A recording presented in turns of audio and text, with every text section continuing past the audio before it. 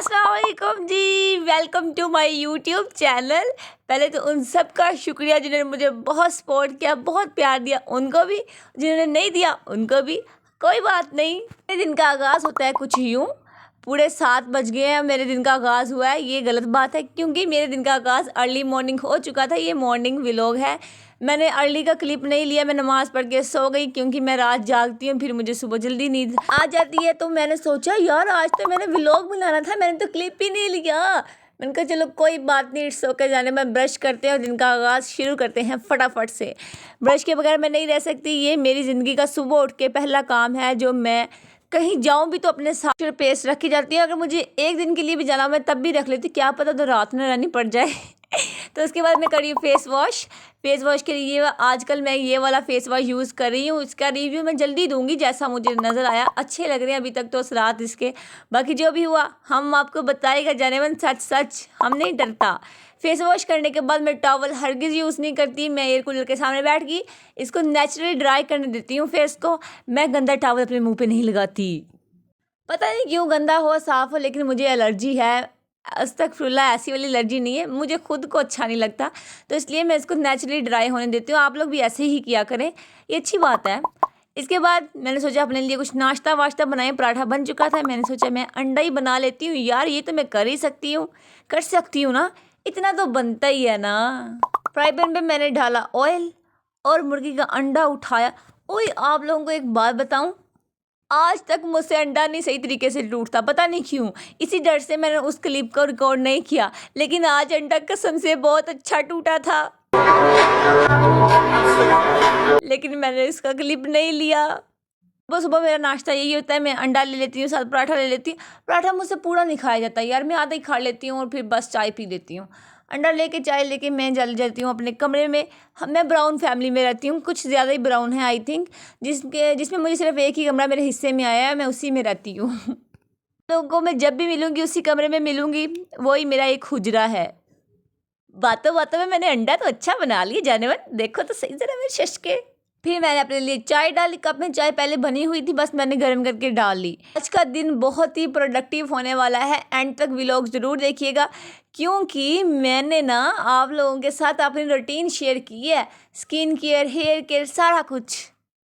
यही वो खूबसूरत सा कमरा है जिसकी मैं आप लोगों के सामने तारीफ़ कर रही थी, जो मुझे एक कमरा मिला है। इसके बाद मेरी अम्मा ने बोल दिया कि अपने बाबा के कपड़े इस्त्री कर दो, अगर कल उन्हें जाना हुआ और उस टाइम लाइट ना हुई तो फिर क्या करेंगे। इसलिए मैंने सबसे पहले अपने रिस्पेक्टेड फादर साहब के कपड़े इस्त्री किए, 3 सूट मैंने इस्त्री किए। लेकिन फिर मैंने मम्मा से थोड़ी सी बातचीत की, वो 2 पे आ गई। उन्होंने बोला चलो ठीक है अब 2 कर दो, 3 रहने दो। आपको लग रहा है मैंने फटाफट कर दिए, लेकिन क्या बताऊँ, ये मुझे ऐसे लग रहा था मैं जंग फतह करने आई हूँ। इससे अच्छा तो मैं सफाइयाँ कर लेती। अम्मा ने बोला ये सफाइयाँ कर लो, ये पापा के कपड़े इस्त्री कर लो। मैंने बोला कपड़े इस्त्री कर लेती हूँ, 2 सूट ही तो करने हैं। लेकिन इतनी गर्मी, मैं पानी के गिलास ऐसे अपने अंदर डाल रही थी जैसे मैं करबला से आई होती। मैं शलवार इस्त्री करूँ पानी पी लूँ, कमीज़ इस्त्री करूँ मैं पानी पी लूँ, मैं तो पानी पी जाऊँ, इतना पसीना आए। फिर मैंने कहा लगता है मुझे नमकियात की कमी हो जाएगी, मैंने इसीलिए डाल के पी लिया। गर्मी की वजह से ना मुझे सूट इस्त्री करने से भी नफरत होगी, लेकिन खैर कोई बात नहीं, बाबा जानी है, इनके कपड़े तो मैं दिल से इस्त्री कर दूँ बस। लेकिन ये गर्मी मजबूर कर देती है जाने मन। फिर वो हल्दी वाला ट्रेंड शुरू हुआ है ना, जो मैंने भी ट्राई किया, मेरे ख्याल में हर बंदे ने किया है। कुछ बंदे ऐसे हैं समझदार जिन्होंने नहीं किया, लेकिन मैं ठहरी समझ के। तो मैं वही वाला ट्रेंड देख रही थी, मैं कहा देखो तो इसके साथ भी वो बनता है। मैं कभी ऊपर से देखूँ कभी नीचे से, कि वो वाले ऐसे वो बनते हैं, वो पता नहीं क्या अजीब सा ट्रेंड शुरू कर दिया, बस मज़ा ही आता है उसमें देखने का ही। तो लेकिन वो नहीं बना, शायद मेरे पास और आईफोन सा होता है, मैं ज़्यादा जूम करके बनाती तो क्या पता थोड़ा बहुत नज़र आ ही जाता। लेकिन फ्रेंड्स मैं ना जॉइंट फैमिली में रहती हूँ, तो मेरे हिस्से में जो कमरा आता है, जब मैं वॉइस ओवर करती हूँ तो मैं बिल्कुल पीछे जाके बैठती हूँ, विंडो के आगे पर्दे करके, आगे से दरवाजे के आगे पर्दे करके, पंखा बंद करके। किस दिन ऐसी मरी न जाऊँ आप लोगों के वॉइस चक्रों में। वो इसलिए कि पीछे से आप लोगों को आवाज़ें ना आए, लेकिन फिर भी अगर कभी आएँ तो इग्नोर कर दिया करें जनाब। ये पीने के बाद मैं फ्रेश हो गई। फिर मैंने सोचा अब पंखे के आगे बैठ कर ज़रा हवा ले लूँ, ये ना मैं बेहोश ही हो जाऊँ। फिर मैंने कहा फिर नहा लेंगे। फिर नहाने से पहले मैंने सोचा क्यों ना आज हेयर केयर ही कर ले, और मैंने बहुत अच्छी सी एक हेयर केयर की, बालों का अच्छे से ध्यान रखा। उसके बाद मैं इतना अच्छा फील कर रही थी, ऐसे लग रहा था मेरे अंदर कोई एक्ट्रेस आ गई है। मैं वीडियोस बना बना के थक नहीं रही थी। सबसे पहले तो ये देखे मैंने आते ही कांड कर दिया। मुझे अंडा चाहिए था हेयर मास्क बनाने के लिए, तो वो अंडा मैंने टेबल पे रखा और नीचे गिर के टूट गया। और फिर मैं गिरया होया बंदा जमा नीच बल्लिए, मैंने अंडा उठा के कोली में डाल दिया।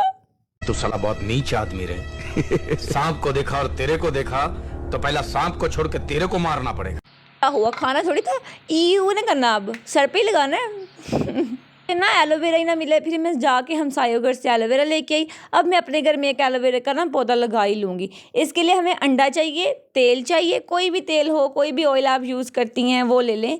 मैंने तो यही ले लिया था। एलोवेरा लेंगे, मांगी हुई नहीं अपनी वाली, मेरी तो मांगी हुई है। फिर दही लेंगे सबसे ज़रूरी बात, और फिर शैम्पू लेंगे। लेकिन इसमें ना आप एवियन विटामिन ई का कैप्सूल ज़रूर ऐड कीजिएगा। मुझे तो मिला ही नहीं ये काम, मुझे अब भी याद है, क्योंकि जब भी मैं वीडियो देख रही हूँ मुझे वही बात याद आ रही है।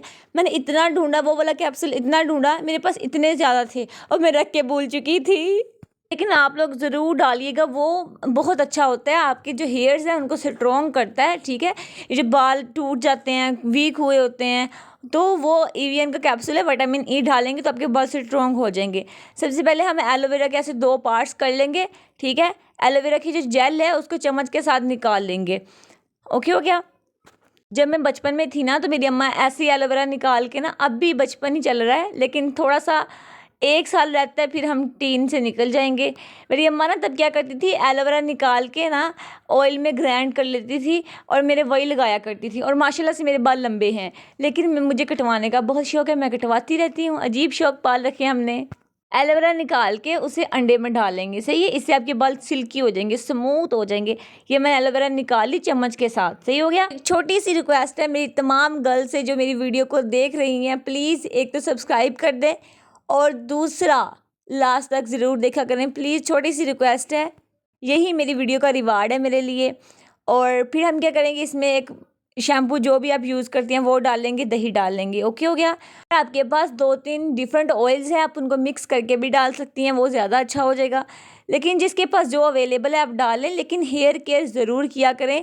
बालों जैसे हमें खुराक की ज़रूरत होती है, बालों को भी ऐसी ही ज़रूरत होती है। एलोवेरा मैंने अंडे के अंदर डाल ली, फिर मैंने 1 चम्मच ऑयल डाल लिया, आप 2 चम्मच डाल लें। अगर आपकी लेंथ इससे कम है ज़रा तो आप फिर कम डाल लें। लेकिन ये जो मेरे स्कैल्प में लग गया था, आपने भी बालों की रूट्स में लगाना है, सही हो गया। कि ना थोड़ा ज़्यादा बना ले, क्योंकि जब कर ही रहे तो बंदा लेंथ में भी लगा ही ले, वो भी ज़रा अच्छी हो जाएंगी, फ्रेश हो जाएंगी। हफ्ते में 3 दफ़ा लगाएंगे, बहुत अच्छे रिजल्ट आएंगे। बहुत लेज़ी सी हूँ, जैसे फ्रिज में पड़ा था ना गर्मी के अंदर तो मैं वैसी दही उठा के ले आई। मैंने ये जहमत नहीं की कि इसे कप में डाल के लेके जाऊँ। मैंने कहा बोला कोई बात नहीं, घर वाली बात है, मैं कौन सा कहीं बाहर वीडियो भेजने लगी हूँ, सारे मेरे अपने ही तो हैं। शैम्पू डाल के हम इसको अच्छे तरीके से फेंटा चाटेंगे, जैसे बचपन में आपकी अम्मा आपको चाटती थी, है ना, याद आया कुछ। लेकिन मुझे मार नहीं पड़ी अल्हम्दुलिल्लाह, बिकॉज मैं इकलौती बेटी थी।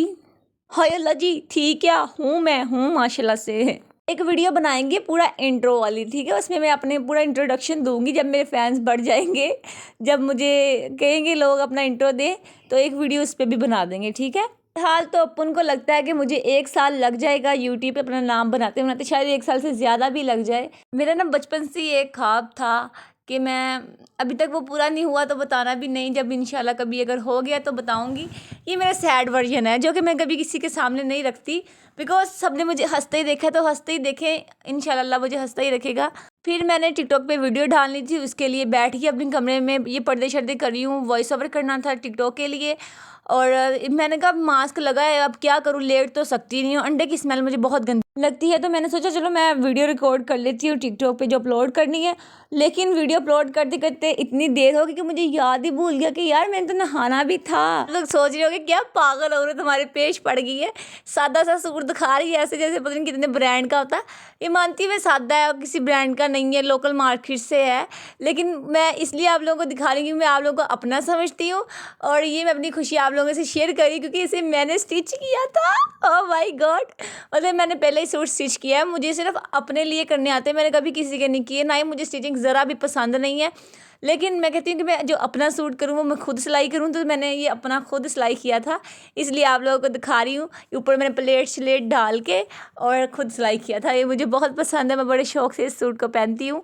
सारा मैंने खुद कटिंग की, खुद ही सिलाई किया। ये खुशी की बात तो मेरे लिए ऐसे थी जैसे मैंने दुनिया फ़तह कर ली होती है। डिंग चिका डिंग चिका डिंग चिका डिंग चिका, ये मैं यही कह रही थी कि हाय अल्लाह जी मैंने खुद सिलाई किया, वाह वाह। फिर मैंने नहा लिया था। आप लोगों को पता है जब नहा लेते हैं तो उसके बाद ना जो स्किन होती है ना, जो उसके ओपन पोर्स होते हैं वो ज़रा खुल जाते हैं। तो जब आप स्क्रब करेंगे तो आपके जितने भी वाइट हेड्स हैं नाक के ऊपर या फिर आपकी जो गालों के अंदर हैं, तो वो सारे इतनी आसानी से निकल जाते हैं, ज़रा ज़ख्म भी नहीं होते। फिर मैं ये वाला स्क्रब यूज़ करती हूँ। मैंने नहा के आती फ़ौरन स्क्रब किया और यकीन माने यूँ गंदा, आप लोग बोलेंगे ये गंदा हमें क्या दिखा रही है ना, लेकिन मेरे दिखाने का मकसद एक ही था। देखिए मेरे कितने वाइट हेड्स निकले हैं। ओपन पोर्स जो खुल चुके थे उनको श्रिंक भी तो करना था ना। तो ये आइस फेशियल इसे कहते हैं, ये मेरा फेवरेट स्टेप है। तो मैंने स्क्रब करने के बाद आइस फेशियल करना था, इसके लिए मैंने एक अपने फेवरेट वाले बाउल में, जिसमें मेरा पूरा मुंह जल जाता है, तो ये वाला बाउल लिया, उसमें मैंने बर्फ़ डाली और पानी डाला। पानी बहुत ठंडा हो चुका था, बर्फ़ थी सारी।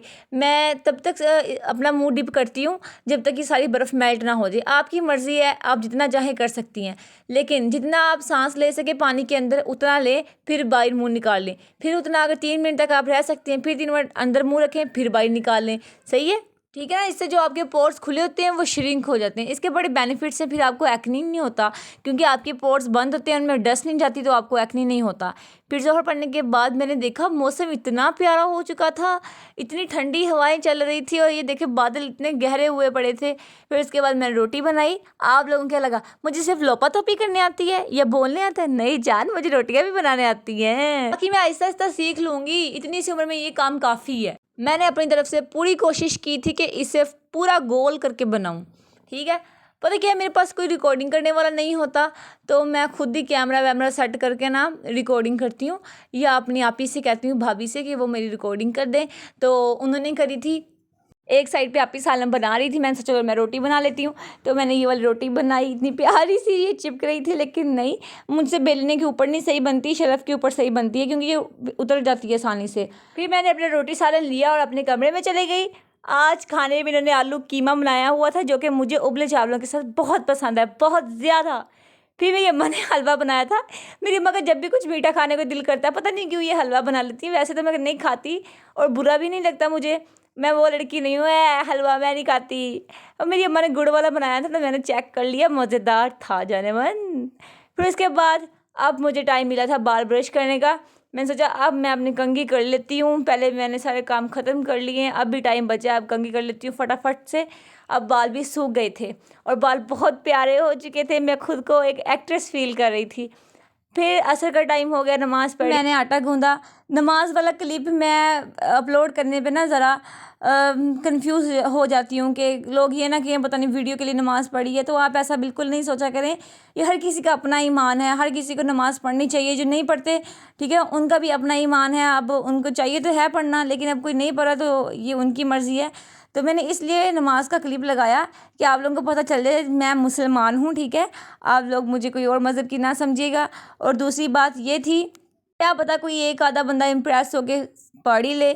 बाकी मैं आइंदा नहीं डालूँगी अगर किसी को कोई मसला हुआ इससे, क्योंकि मुझे शो ऑफ़ कराने की ज़रूरत नहीं है। फिर मगरिब का टाइम हो गया था, मैं आटा गूंदने के बाद मगरिब की नमाज़ पढ़ी, वापस आई तो फिर मैंने उबले चावल और कीमा खाया। बिरयानी एक तरफ और उबले चावल एक तरफ। मुझे उबले चावलों के साथ हर सब्ज़ी पसंद है, हर दाल पसंद है, और जो कीमा है वो मेरे लिए ऐसी है जैसे आप लोगों के लिए बिरयानी है। मुझे बहुत पसंद है पर्सनली, और इसको खाते वक्त मैं ऐसे फ़ील करती हूँ कि मैं पता नहीं कौन से शहनशाही घर में आ चुकी हूँ। यहाँ पे साथ साथ हसन भाई मजाक बना रहे थे, ये व्लॉग बना रही है ऐसे वैसे, मुझे छेड़ रहे थे। आइंदा मैं कोशिश किया करूँगी कि मैं अपने भाइयों के साथ जो टाइम स्पेंड करती हूँ आपियों के साथ, बाकी आप लोग मेरे साथ रहिएगा। जब तक आप लोग मुझे प्यार देते रहेंगे मैं तब तक यूट्यूब पे आती रहूँगी, टिकटॉक पे भी आती रहूँगी ना। व्लॉग को लास्ट तक ज़रूर देखा करें, क्योंकि मैंने कुछ स्क्रिप्टेड तो किया नहीं होता। जैसे मेरे दिमाग में बातें आती रहती हैं मैं वैसे बोलती रहती हूँ। कोई एक आधी बात क्या पता वो अच्छी हो जो मुझसे लास्ट में बोल हो गई हो, क्या पता वो दरमियान में बोल दी हो। तो बहुत सारी लड़कियां टिकटॉक पे पूछ रही थी आप ही एक्नी हैं, एक्नी स्कार्स हैं, तो एक्ने के लिए कुछ बता दें, कलर डार्क है।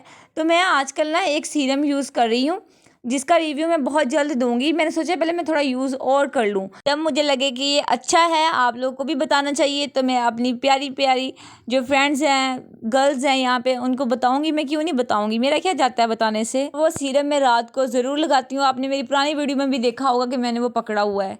आज मेरे पापा आए ही नहीं थे अभी तक, लेट हो गए थे वो काफ़ी, तो इसलिए उनसे जो मिलने वाला क्लिप वो मैंने ऐड नहीं किया, वरना उनसे मिलती हूँ, सलाम कहती हूँ तो वो क्लिप ऐड करती हूँ। फिर इसके बाद इशा होगी, मैंने सोचा अब व्लॉग को इख्तिताम की तरफ लेके चलते हैं। मैंने फेस वॉश किया, ये जो नाइट स्किन केयर है, पॉन्ड्स का फेस वॉश है, एक्ने के लिए बहुत अच्छा है। अगर आपकी स्किन पे सूट नहीं करता तो आप जो चाहें वो यूज़ करें। अगर आपको एक्ने है, आपको पॉन्ड्स सूट करता है तो आप ये वाला यूज़ कर सकती हैं।